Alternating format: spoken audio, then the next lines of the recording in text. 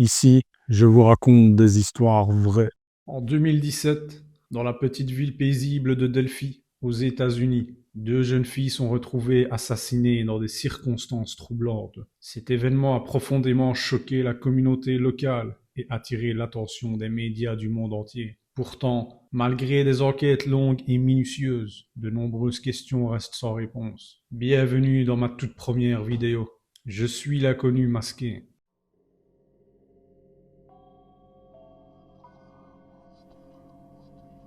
Bienvenue dans l'ombre. Je suis l'inconnu masqué. Ceci est ma toute première vidéo. Je vous demanderai d'être indulgent et surtout, ouvrez bien vos yeux. En février 2017, deux adolescentes, Abigail Williams, 13 ans, Liberty Germain, 14 ans, amies inséparables. Un jour, elles décident de partir en randonnée sur un vieux pont abandonné dans la petite ville de Delphi, dans l'Indiana, aux États-Unis. Delphi est une petite ville paisible située dans l'Indiana, aux États-Unis. Avec une population d'environ 2000 habitants, elle incarne le charme d'une communauté rurale soudée. Ses rues calmes et ses maisons anciennes donnent un sentiment de sécurité et de sérénité, loin de l'agitation des grandes villes. Les habitants se connaissent tous, partageant une vie simple, faite de traditions et d'entraide. La nature entoure la ville. Forêts, champs et rivières forment un paysage propice aux promenades et à la découverte. C'est dans ce cadre bucolique que les deux adolescentes ont décidé de partir en randonnée, ce fameux jour de février 2017. Mais derrière cette apparente tranquillité, un sombre événement allait marquer à jamais la mémoire de Delphi. Les deux filles avaient grandi ensemble, fréquentant la même école. Passionnées de photographie, elles aimaient capturer leur quotidien avec leur téléphone. Elles partageaient leurs moments sur Snapchat, racontant leurs petites aventures d'adolescentes. Ce jour-là, elles ont choisi d'explorer un sentier peu fréquenté, un endroit isolé et tranquille, parfait pour prendre des photos. Le pont en bois, vieux de plusieurs décennies, semblait à la fois mystérieux et fascinant. Pour elles, c'était juste un endroit de plus pour créer des souvenirs. Mais ce jour-là, quelque chose d'étrange se passe. Libby enregistre une vidéo courte sur son téléphone.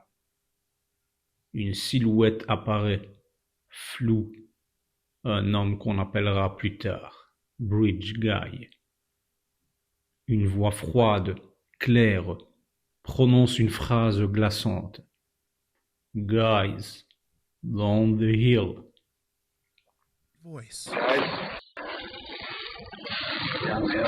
Cette phrase mystérieuse, traduite littéralement par les gars en bas de la colline, semble être un avertissement ou une indication de danger. Elle est devenue un élément clé dans l'enquête, poussant les enquêteurs et le public à scruter chaque détail. Peu de temps après, leurs corps sont retrouvés non loin du pont. La police arrive rapidement sur les lieux. Le choc est immense dans cette petite communauté. Le téléphone de Libby, contenant la vidéo, est remis aux enquêteurs. Cette vidéo sera diffusée partout, dans l'espoir que quelqu'un reconnaisse la silhouette ou la voix.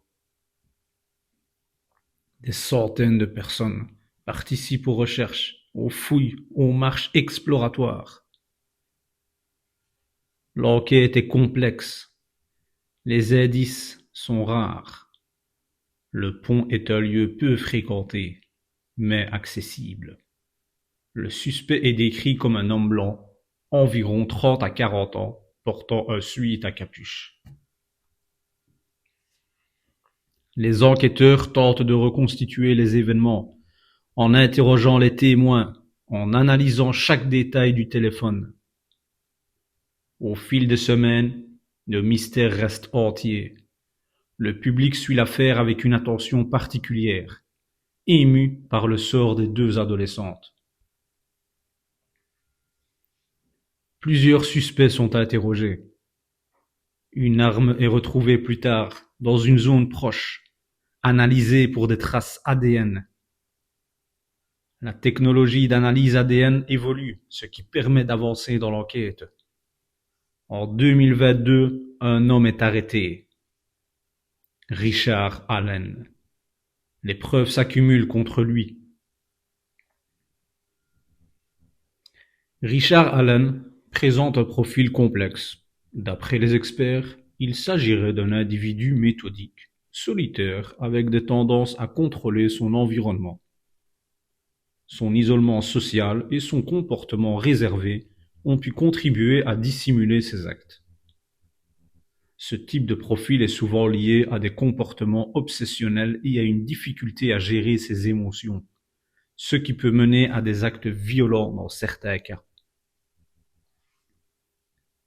Le procès de Richard Allen est long et suivi par la presse. And defense attorneys for Richard Allen say they did not release that video. Allen has been sentenced to 130 years and is appealing that conviction. Alex Perez, ABC News, Chicago. En 2024, il est condamné à une peine de prison de 130 ans. Une condamnation exemplaire. Pour les familles d'Abigail et Liberty, c'est un moment de justice, mais la douleur reste immense.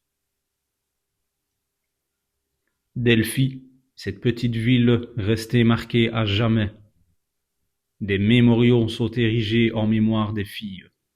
Le pont, autrefois simple structure abandonnée, est devenu un lieu de recueillement. Les familles et amis se mobilisent pour sensibiliser à la sécurité des jeunes, pour que plus jamais une telle tragédie ne se reproduise. Cette affaire nous rappelle la fragilité de la vie, la ténacité des enquêteurs, l'importance de la justice. Pour Abigail, Liberty, pour leur famille et pour nous tous. N'oublions jamais.